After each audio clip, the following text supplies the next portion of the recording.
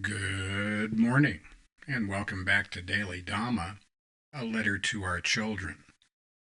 Today is November 27th, and our reading is Suspicious Minds. The enemy, the indispensable devil of every mass movement, is omnipresent. He plots both outside and inside the ranks of the faithful. It is his voice that speaks through the mouth of the dissenter, and the deviationists are his stooges. If anything goes wrong within the movement, it is his doing. It is the sacred duty of the true believer to be suspicious. He must be constantly on the lookout for saboteurs, spies, and traitors. And that's Eric Hoffer, The True Believer, Thoughts on the Nature of Mass Movements. It is mindless to decide that everyone connected, however remotely, to an unfavored group is automatically bad. An awful lot of communication is projecting our thoughts onto the hapless souls on the receiving end. This is one problem with any dogma, ideology, curriculum, or liturgy that preaches the evils of other groups. When we hear duck-billed schmoes carry on about how needle-billed schmoes hate them, it's a good bet the duck-bills loathe those guys.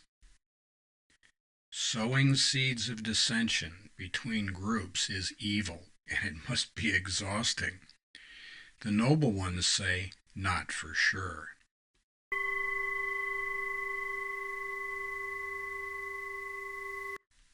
Yeah, demonizing others is a blood sport, and it's not just in America or Japan or Western Europe, all around the world.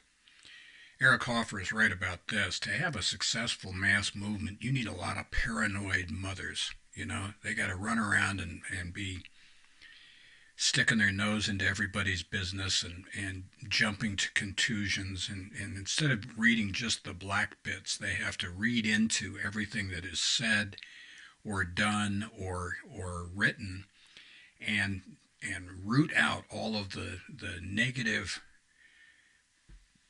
defeatist thoughts that are in there. And this is how come we've got talk shows and purported so-called news shows around the world that are devoted to exposing the unseen demons and keeping everybody in a state of high dudgeon.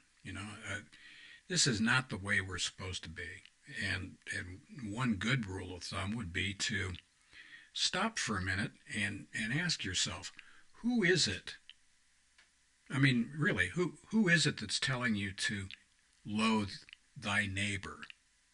Who is it? And then whoever that is, move away from them on the bench there. You don't want to be sitting next to these guys. That's not a good place to be.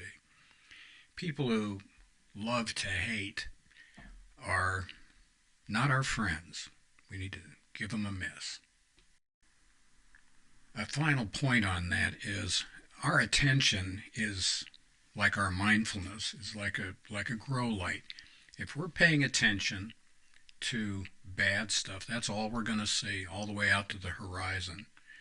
On the other hand, if we're paying attention to the many beautiful things in life and showing some gratitude and mindfulness of the blessings that we've been given, that's all we're going to see too. When we project hatefulness and fear, that's all we get in our own lives. And on the other hand, when we project love, understanding, and mindfulness, that's what we get. Try it out and see.